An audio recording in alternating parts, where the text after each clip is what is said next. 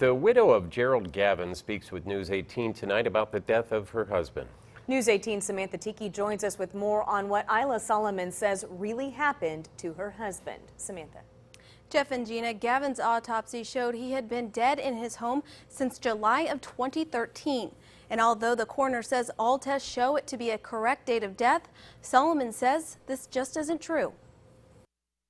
He said, "Get me outside. Do this loving thing for me. It's time. Get me outside to the birds." Those are the last words Gerald Gavan spoke, according to his widow, Ila Solomon. She says her husband died after having a stroke April 28th and didn't want a typical burial. He wanted to be eaten by the vultures like they did in India. So we had planned on going to India, but he didn't live long enough for us to get there. Solomon says Gavan died on the living room floor and she was unable to move him. Solomon doesn't recall the next several hours after Gavan's death. I don't remember a whole lot. Then I remember it was nighttime. And I was still sitting in the chair and I opened up the door and I could hear the vultures outside. Solomon says she just wanted to fulfill Gavan's final request. So I just have been opening up the door every night for him. But the birds never came in. Solomon says over the next several days, the smell of Gavan's decomposing body was too much to handle and says she began staying at her next door residence. Did you come back to check on him?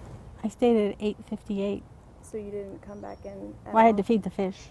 Solomon isn't sure how police were informed of Gavan's body, but recalls the police coming to the home. When the police officers came, I got scared, and because you can't fly away physically, you fly away in your brain. And I can remember sitting down on the steps.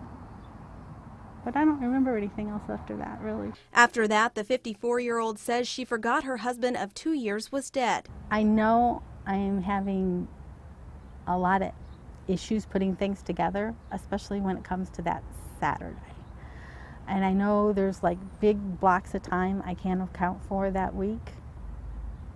And I find that disturbing. Solomon says she is prepared to pay back any Social Security and pension if ordered, and says although it may seem like an unusual situation, she says it's what her late husband would have wanted. I don't feel guilty at all.